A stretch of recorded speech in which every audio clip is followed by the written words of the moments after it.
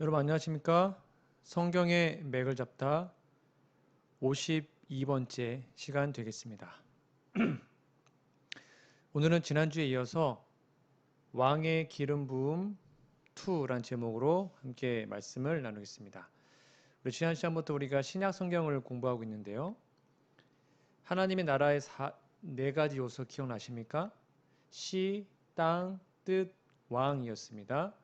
그래서 구약 시대에는 이스라엘 백성, 가나안 땅, 언약의 말씀들, 다윗 왕조 왕들이었죠.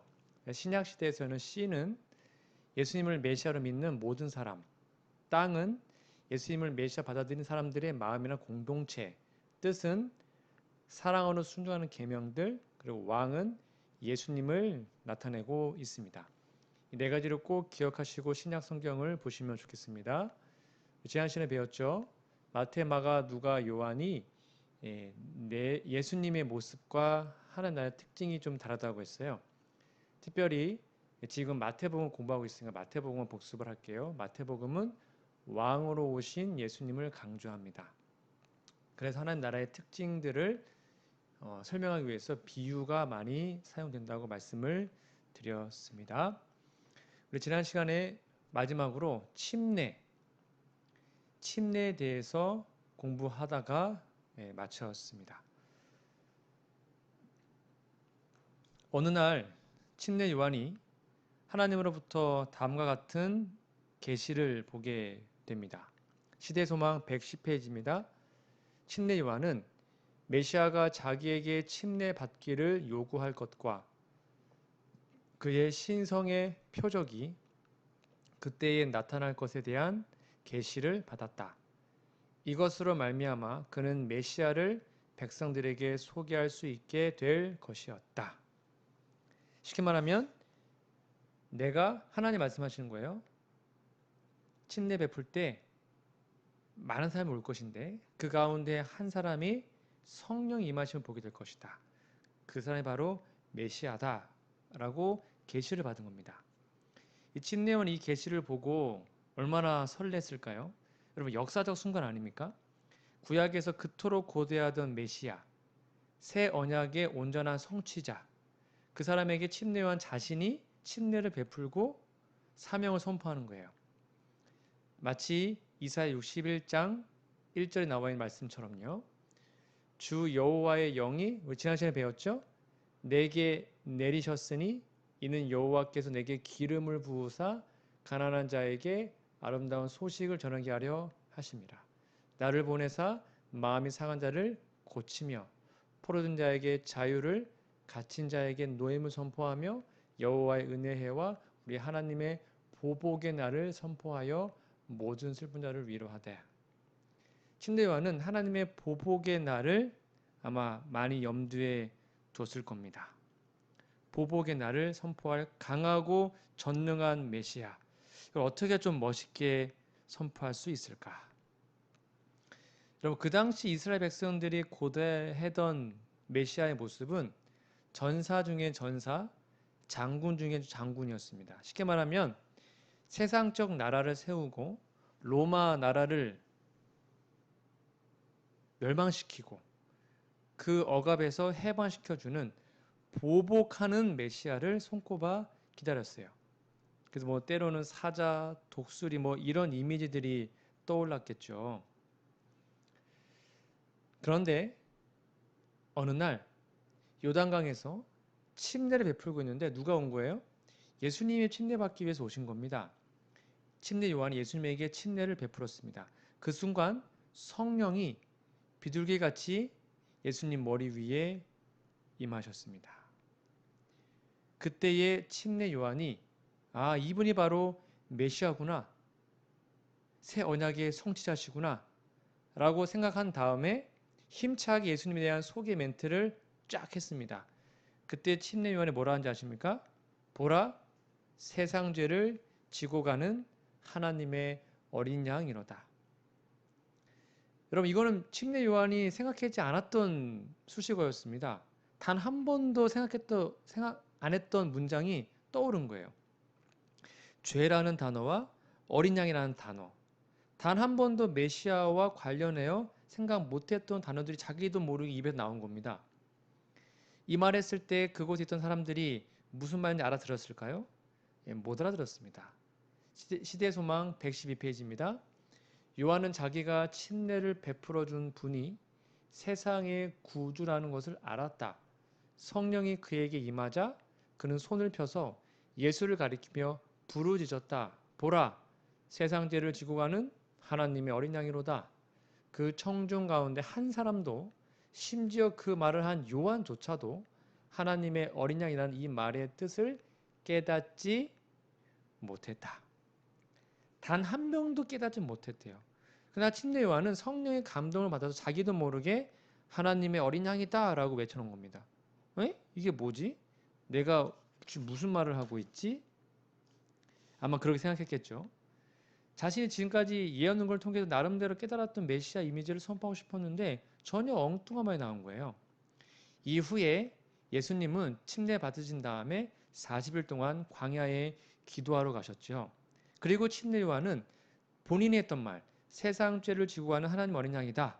그 의미를 깨닫기 위해서 다시 성경 말씀을 연구하기 시작합니다.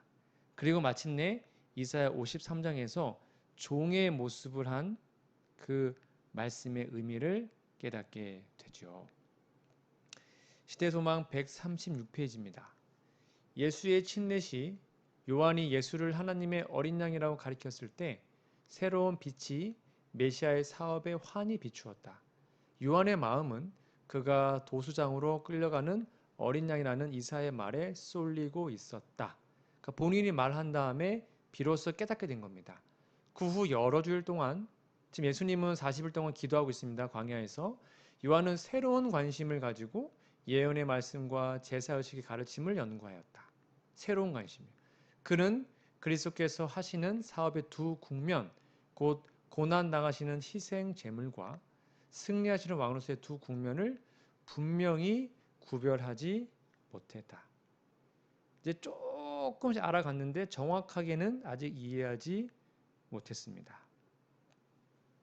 한마디로 메시아는 두 얼굴의 모습을 가진 사람이라는 겁니다.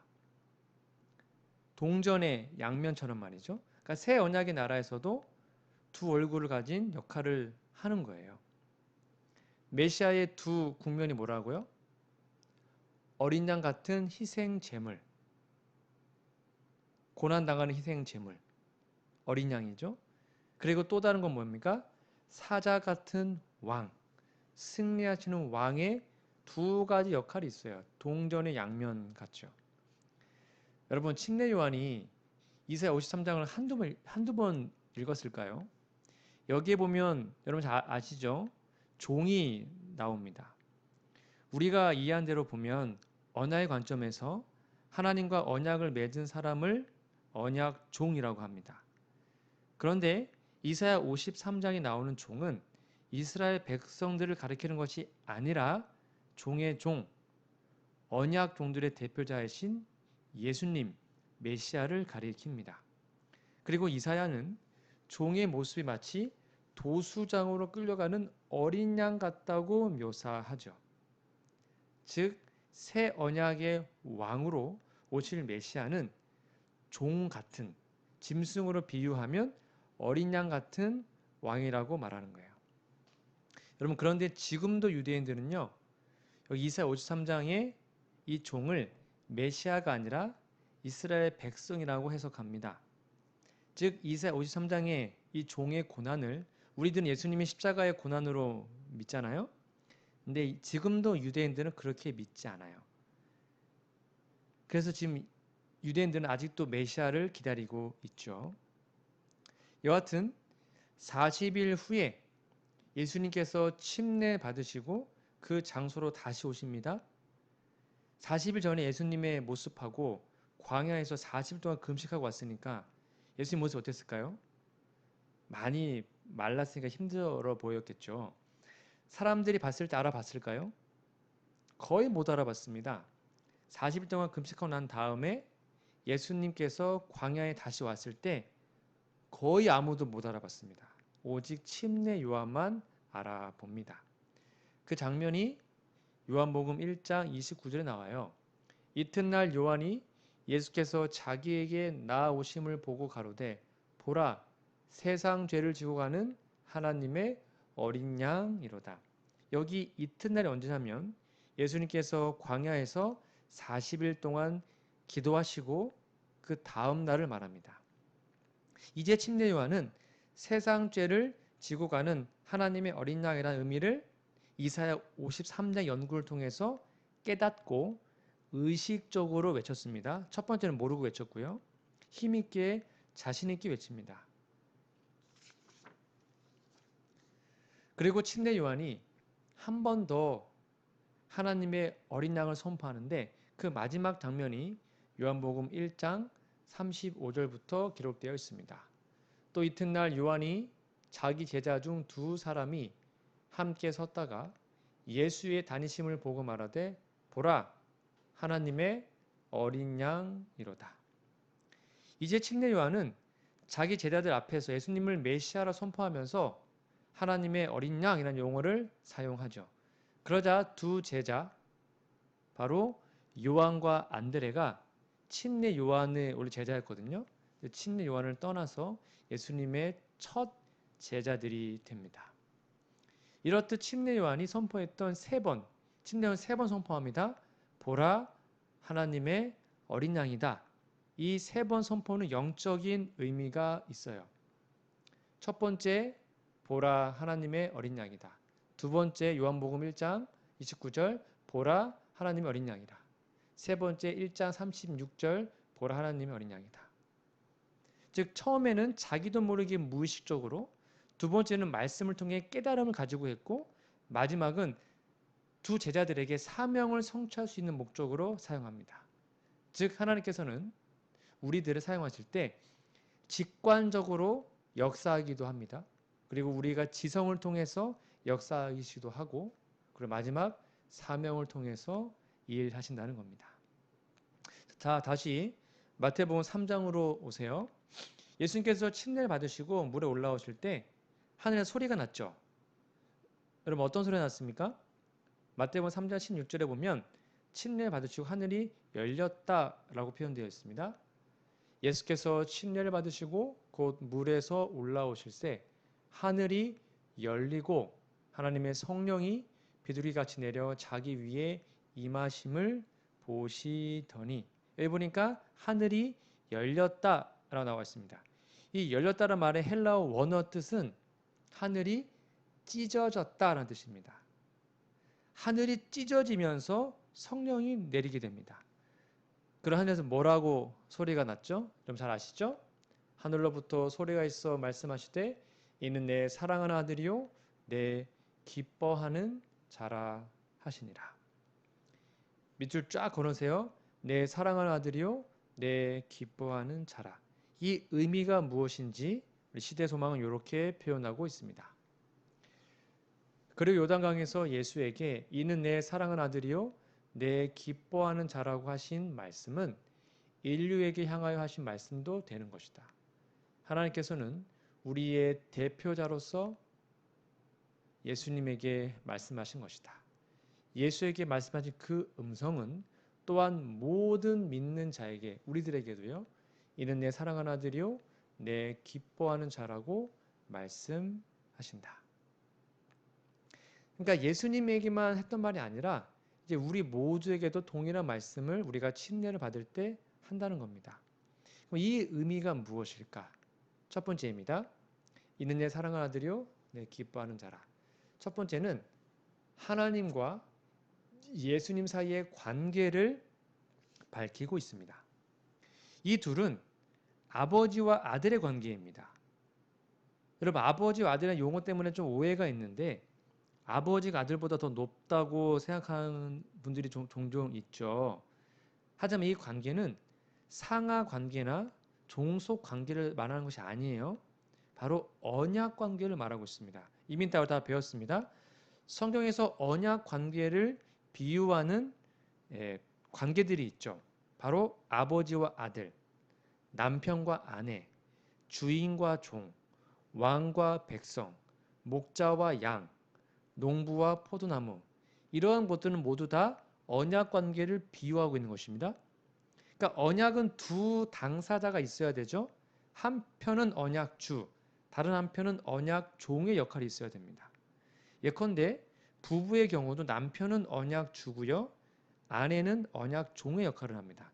그렇다고 남편이 높고 아내가 낮다는 게 아니에요. 둘이 언약을 맺은 걸 말합니다. 즉 하나님과 예수님과 관계도 마찬가지입니다. 두 분은 창세 전에 영원한 언약을 맺었죠. 한 편은 언약주가 되어야 되고요. 다른 편은 언약종이 되어야 됩니다.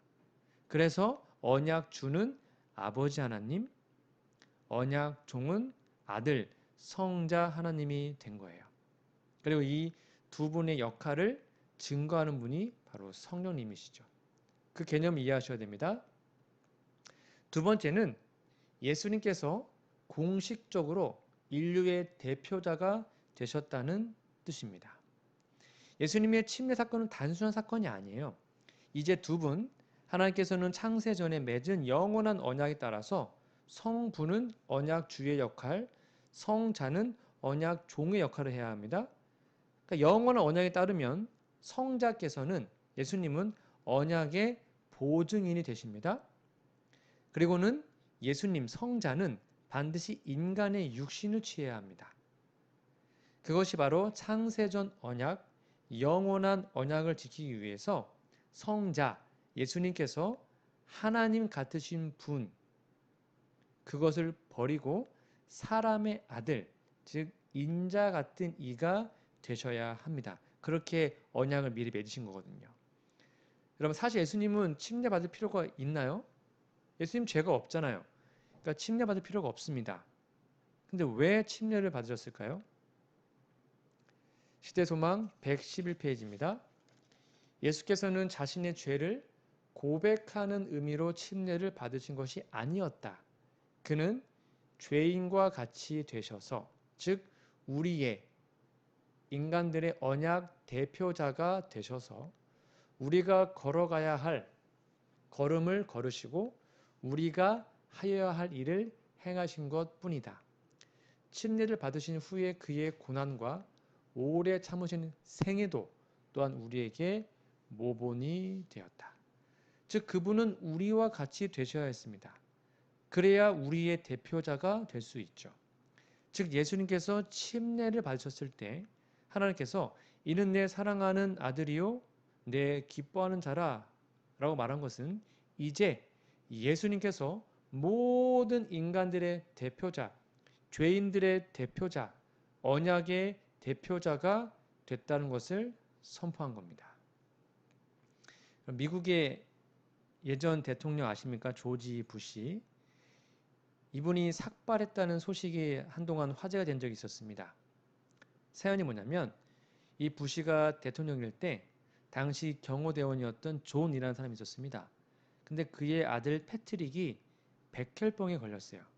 그러자 부시 전 대통령이 당시 경호대원들과 함께 패트릭을 방문했는데 그 아이가 백혈병에 걸려서 머리가 다 빠졌으니까 그 아이를 위해서 부시 대통령과 대원들 전원 삭발을 하고 병문안에 간 거예요.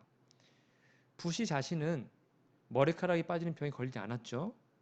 백혈병 안 걸렸습니다. 삭발할 필요도 없었어요. 그러나 병으로 고통받는 패트릭을 위해서 그 아이를 위해서 자신도 패트릭처럼 아이처럼 머리를 밀기로 한 거죠. 뭐 다 맞진 않겠지만 예수님도 이와 같은 의미로 죄인들처럼 우리처럼 침례를 받으신 겁니다. 여러분 신성의 제2위 성자 하나님이 죄인처럼 침례를 받으셨다라는 소식이 온 하늘의 긴급 뉴스처럼 퍼지지 않았을까요? 그때 하늘이 찢어지며 열렸습니다. 그리고 성령께서 비둘기처럼 강림하시죠. 그리고는 이는 내 사랑하는 아들이요 내 기뻐하는 자라라고 성부 하나님이 말씀하게 된 겁니다. 이로써 예수님은 공식적으로 온 인류의 대표자가 되셨습니다. 둘째 아담이 된 것이죠. 화해주석 마태복음 4장 1절부터 11절에 보면 침례를 받으실 때 하늘에서 들려주신 그 말씀들이 구속의 계획에서 인간의 대리자, 즉 대표자와 언약 보증인으로서 그가 걸어가는 발걸음들을 아버지께서 인정하신다는 것을 증거하는 것이므로 그 말씀만이 그에게는 귀중한 것이었다. 하늘이 열리고 하늘의 비둘기가 강림하신 것은 그의 아버지께서 사단의 지배하에 있는 인간을 구원해 내시기 위하여 자기 능력과 땅에 있는 아들의 힘을 연합시킨다는 보증이었으며 하나님께서 하늘과 땅을 유한한 인간과 무한하신 분을 연결시키려는 주님의 노력을 받으셨다는 보증이었다라고 기록합니다. 쉽게 말하면 이제 인간의 대표자가 예수님이고 언약의 보증인이 예수님이 되신 겁니다. 그것이 침례의 의미예요. 자, 세 번째 볼까요? 이는 내 사랑하는 아들 내 기뻐하는 자라. 세 번째는 예수님께서 왕으로서 기름 부음을 받으셨습니다. 여러분, 한 나라의 대표자는 왕이죠.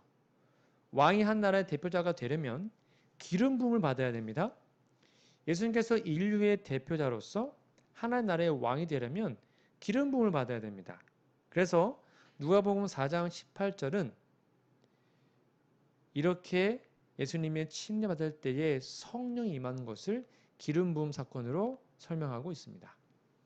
누가복음 4장 18절 주의 성령이 내게 임하셨으니 이는 가난한 자에게 복음을 전하게 하시려고 내게 기름을 부으시고 성령이 임한 게 기름을 부으신 거네요. 나를 보내사 포로된 자에게 자유를 눈먼 자에게 다시 보게 함을 전파하며 눌린 자를 자유롭게 하고 그 다음에 사도행전 10장 38절에도 하나님이 나사렛 예수에게 성령과 능력을 기름 붓듯 했다. 침례 받으신 다음에 성령이 임한 것을 성경은 분명히 기름 부음을 받으셨다라고 말하고 있죠. 그래서 기름 부음 받은 자, 메시아 그리스도가 되신 겁니다. 예수님은 침례를 통해서 왕으로서 기름 부음을 받으셨습니다. 여러분 알다시피 다니엘서 9장 24절부터 보면 70일의 예언이 나옵니다. 이 예언은 하나님 나라의 회복과 언약의 성취에 관해서 설명하고 있습니다.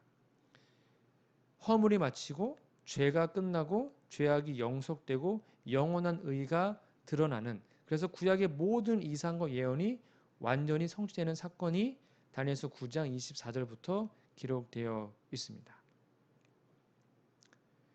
그래서 다니엘서 9장 25절에 보면 이렇게 기록되어 있습니다. 그러므로 너는 깨달아 알지니라. 예루살렘을 중건하라는 영이 날 때부터 기름 부음을 받은 자 곧 왕이 일어나기까지 이게 메시아입니다. 7일에와 62일에가 지날 것이요. 그때 곤란한 동안에 성이 중건되어 거리와 해자가 이룰 것이다. 여기 보면 기름 부음을 받은 자 곧 왕이 일어난 시점이 7일에와 62일에 즉 69주일이 끝난 후입니다. 여러분 제가 다니엘서를 이미 다 공부했기 때문에 이것이 바로 AD 27년 예수님께서 침례 받으시는 때라고 분명히 말하고 있습니다. 대쟁투 346페이지입니다. 때가 찼고 하나님 나라가 가까웠다는 것이 그들의 기별이었다. 때가 차게 되자 곧 다니엘서 9장의 69주일이 끝나고 기름 부음을 받은 자 메시아가 올 기약이 찼을 때에 그리스도께서는 요단강에서 침례 요한에게 침례를 받으시고 성령의 기름 부음을 받으셨다라고 얘기합니다. 그래서 여러분 이 70일의 예언의 핵심이 마지막 한 일에 7년 동안에 아주 중대한 세 가지 사건이 성취돼요.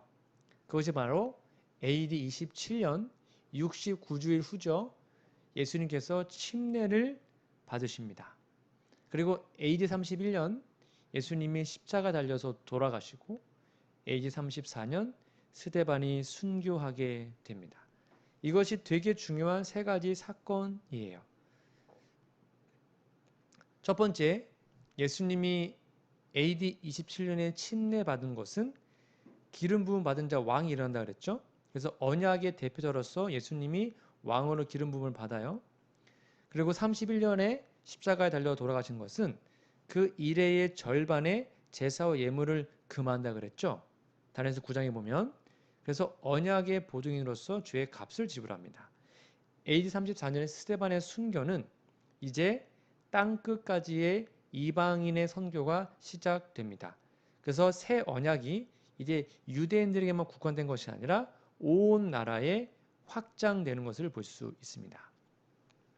그 내용이 바로 다니엘서 9장 27절입니다. 그가 장차 많은 사람으로 더불어 한 이래 동안에 마지막 7년을 말합니다. AD 27년부터 34년까지가 마지막 한 이래예요. 7년.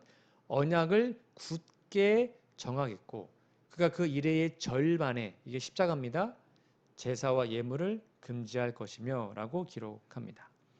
이 언약을 굳게 한다는 것은 새로운 언약을 세운다는 것이 아닙니다. 이미 세워진 언약을 성취하고 확실하게 한다는 겁니다.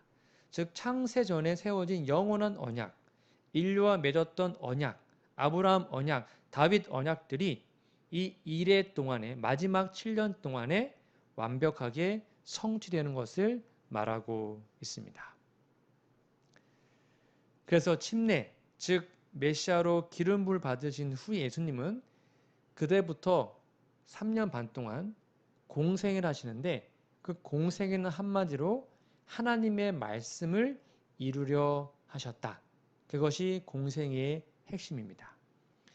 여러분, 구약의 선지자들과 선지서, 시편 등에 예언된 메시아가 바로 자기 자신임을 세상에 드러내기 위해서 예언된 말씀을 이루시는 삶을 사셨습니다. 예수님은요. 마태복음 4장 12절부터 볼까요? 예수께서 요한의 잡힘을 들으시고 갈릴리로 물러가셨다가 나사렛을 떠나 스불론과 납달리 지경 해변에 있는 가버나움에 가서 사시니 이는 선지자 이사야로 하신 말씀을 이루려 하심이라. 밑줄 쫙 거놓으세요. 말씀을 이루려 했다. 일러스되 스불론 땅과 납달리 땅과 요단강 저편 해변길과 이방의 갈릴리여, 흑암에 앉은 백성이 큰 빛을 보았고 사망의 땅과 그늘에 앉은 자들에게 빛이 빛이었도다 하였느니라. 여러분, 특별히 마태복음을 읽다 보면 선지자 누구누구의 말씀을 이루려 하심이라 표현이 되게 많이 나옵니다. 정말 많이 나와요. 이것이 마태복음, 특별히 사복음에서 많이 나오는데 마태복음에 많이 나옵니다. 여러분, 이것이 메시아의 삶이었습니다. 말씀을 이루려 하신다. 그리고 예수님께서 침례 받으신 이후에 메시아로 기름 부음을 받고 하나님 나라의 왕으로 취임하신 이후에 어떤 기별을 외치십니까? 이때로부터 예수께서 비로소 전파하여 가라사대 회개하라, 천국이 가까웠느니라 하시더라. 왜요? 예수님 자신이 새 언약의 나라의 왕으로 등극하셨기 때문입니다. 그러므로 예수님의 침례 사건은 단순히 메시아가 기름 부음 사건, 그것이 아니라 이제 곧, 그걸 넘어서 이제 곧 하나님 나라가 임할 것을 예고하는 아주 언약적인 의미가 깊은 사건입니다. 여러분, 우리도 다 침례 받지 않았습니까?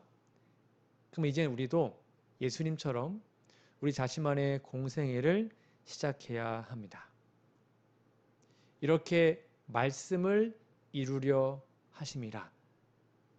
이것이 예수님의 삶의 모습이었던 것처럼 이제 우리의 삶도 침례 받은 후에 하나님의 말씀을 순종하고 이루어가는 우리 모두가 되기를 간절히 바라며 오늘 말씀을 마치도록 하겠습니다.